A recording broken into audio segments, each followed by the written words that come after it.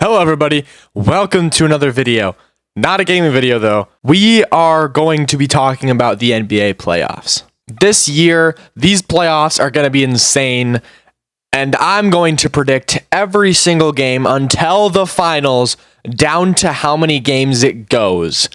Let's start with the play-in on the East side. First, we have the 39 and 43 9-seed Chicago Bulls versus the 10-seed 37 and 45 Miami Heat. So, as I am recording this right now, I just want to mention that it is 11:37 a.m. on the 15th of April, 2025. For the information there, the Bulls are 3-0 against the Heat this season. As of late, the Bulls have actually been going crazy, especially Josh Giddey and Kobe White. Then we got the Heat. When they traded away Jimmy Butler, I feel like they started to crumble. I know how good Jimmy is. He has his moments of being pretty bad, though. But this Heat team is nowhere near the same team as they were with Jimmy Butler.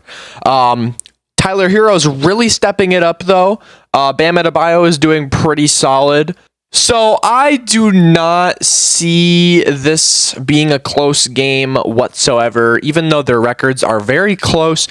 Now we got the 7-seed Magic, which are split 41 wins, 41 losses, and the 8-seed Hawks 40 and 42.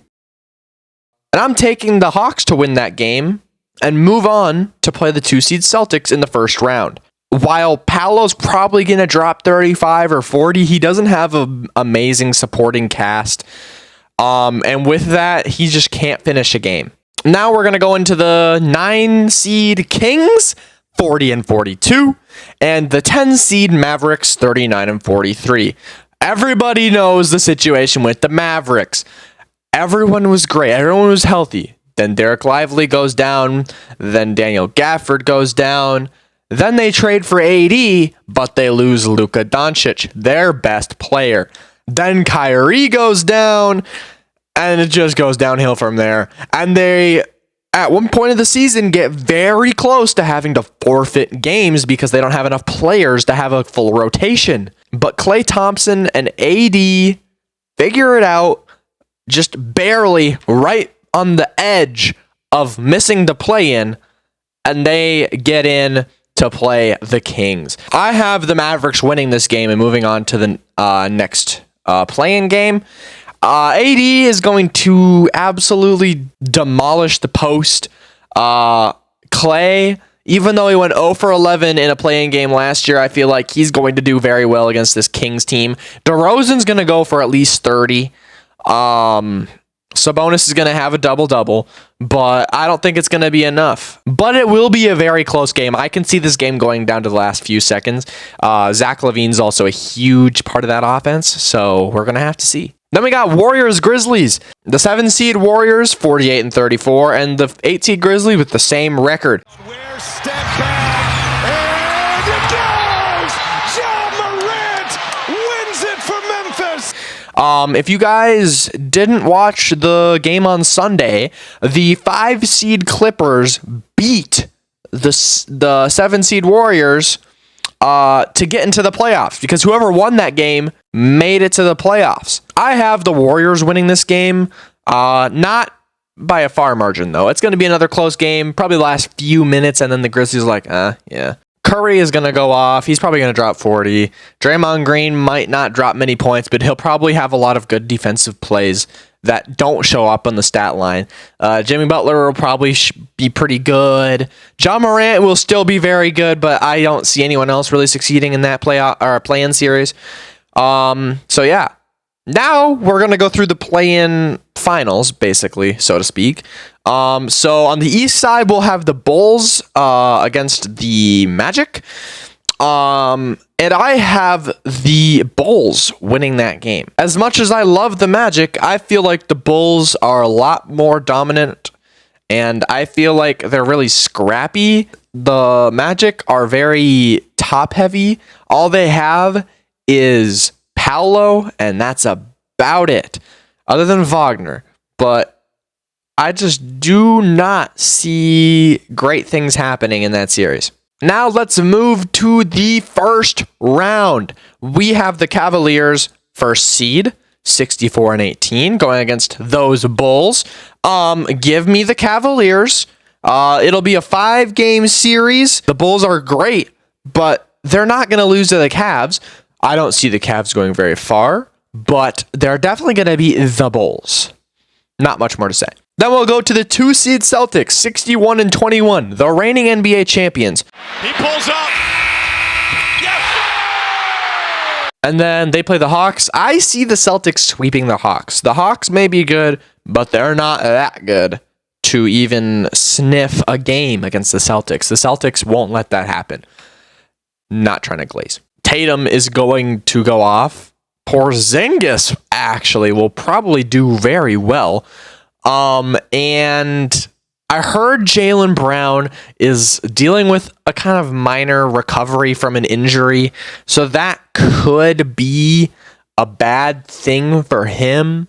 But other than that, I don't see it being a problem. Then we got the 4-seed Pacers, 50-32, going against the 5-seed Bucks, 48-34. I have the Pacers winning in 7. Dame is not going to be playing this series. There was actually a notification that came up on my phone about an hour ago that said he will miss the beginning most portion of the playoffs, but it didn't say all of it. So there is a chance he could return if they make a deep run. But if they lose in 7 to the Pacers like I think they're going to, he won't have a chance to even play. If I remember correctly, the Pacers won that game like maybe a month ago. It was like a buzzer beater. It was insane. It was just the craziest thing ever.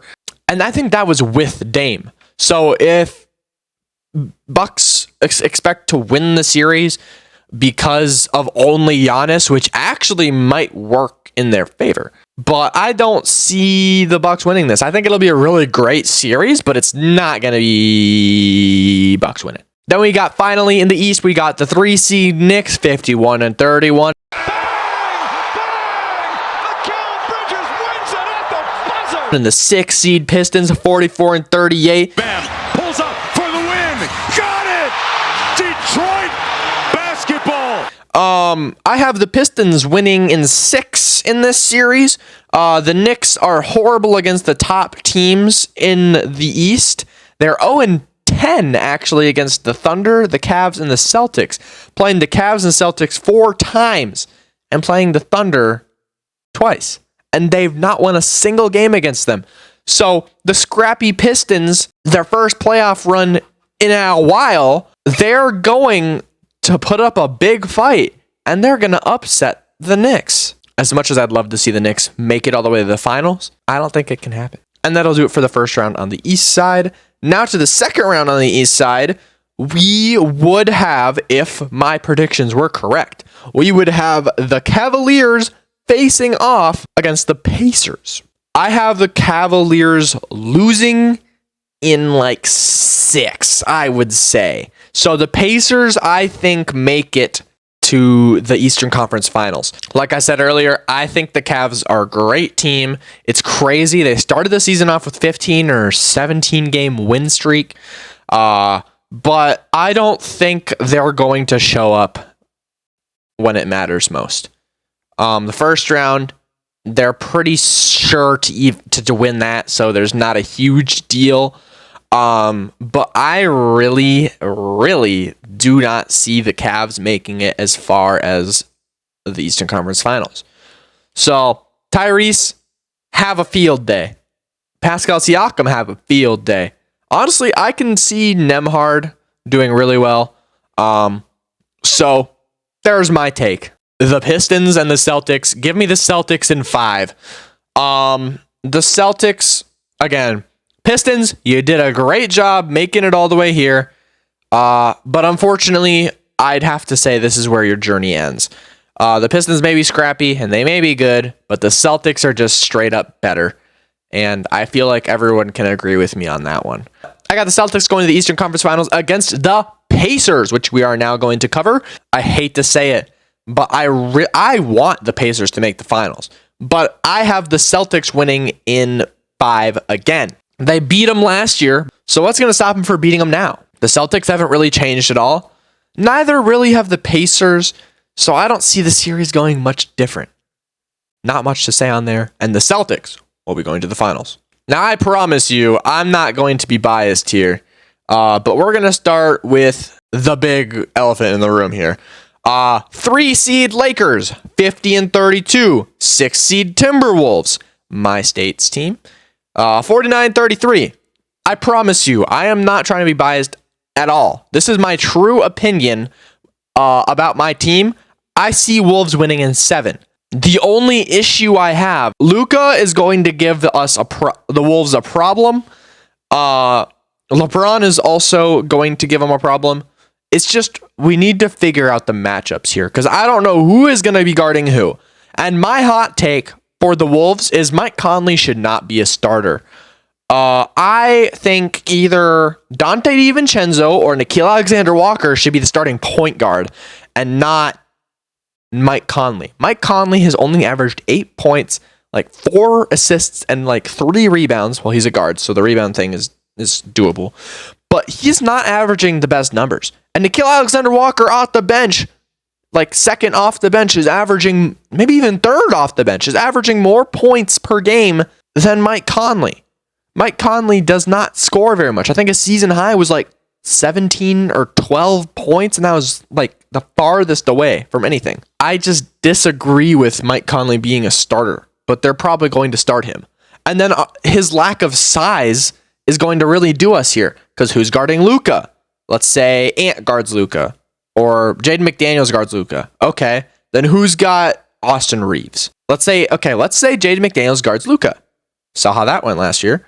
And Ant guards Reeves. Who's guarding LeBron? Julius Randle? Yes, I know he probably will, but let's be real. Julius Randle, while he's great, he's not the high IQ player like LeBron is. The matchup is going to be an issue, but I think this series, there's going to be a lot of paint points for the Wolves because it's probably going to go really bad now that I say this, but I think Rudy Gobert is going to dog Jackson Hayes because I just don't think Jackson Hayes is as good as a player as Rudy Gobert. We'll have to see. I got Wolves in 7. Let's move on. Now we got the 1-seed Thunder, 68-14, against the Mavericks, Thunder in 5. I know the Thunder are going to win this game. I don't need to talk about it. Anthony Davis is going to be a problem, but that's about it. Then we got the 4-seed Nuggets. Jokic, the heave, counted the goal. And the 5-seed Clippers, they're sharing a record with 50-32. This will also go 7 games. I've got the Nuggets winning in 7. I'm going to make an even bolder prediction.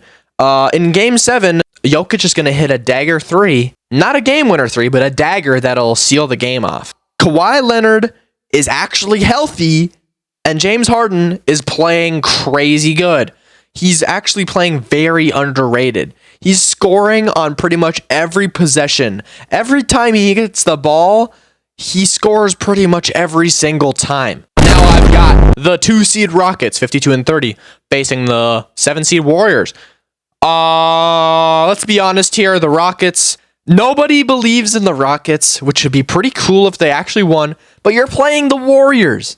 The Warriors are going to wipe the floor with you in 5 games. The Rockets have little to no playoff experience with their current players, and the Warriors probably the most amount of playoff experience with their team. So I have the Warriors winning in 5. Now we go to the second round of the West. We've got the Thunder and the Nuggets. I have the Nuggets winning in 6. I do not see the Thunder going to the finals. All of you are going to think I am crazy, maybe. But I don't care. I like making bold predictions. I do not see how you can stop Jokic with Hartenstein and Chet. I don't see it. Now, Shea and Jamal Murray, that'll be a nice matchup. Or is Shea a shooting guard? I can't remember. But they'll probably match up with each other. But the Thunder aren't as good of a team as the Nuggets. So the Nuggets are going to win. Then we got the Wolves and the Warriors. Give me the Wolves in a 6. Now, yes, I acknowledge the Warriors' record against the Wolves this season were 3-1. The Wolves are coming off beating the Lakers. They're going to be amped that they beat the Lakers. And everyone was doubting them. No one doubts the Warriors, so they have just a little momentum, whereas everybody doubts the Timberwolves, and if they win that, it's off of a mentality. The second round is going to be a 6-game series. Curry's going to go off, but Draymond's going to choke. Jimmy Butler is going to do good in the first round, bad in the second round. They're not making it past the second round, which we will follow up with saying that Anthony Edwards is going to poster someone in this series. Now, second round, we've got the Nuggets and the Wolves. The Wolves literally have a dog leash around the Nuggets. The Wolves have not lost to the Nuggets since the playoffs last year. I'm not going to say the Nuggets win. I am going to say Wolves in 5.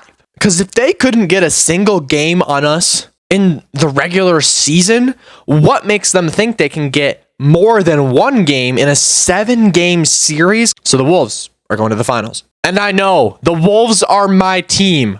I'm sorry if I'm being biased, if you think I'm being biased, but I'm not. I genuinely think the Wolves have a chance here. And I am going to say the finals, the Celtics and the Wolves, 7 games. Game 2, Anthony Edwards, it's a game winner. Remember that. Remember that. It's going to be so funny if they don't even make it past the first round. This series is probably going to be one of the best finals since the 3-1 comeback from LeBron. So there's my playoff predictions. If you guys disagree, which you definitely will, let me know. I gotta stretch. Oh my gosh. If you guys enjoyed this playoff prediction, hit like, hit subscribe.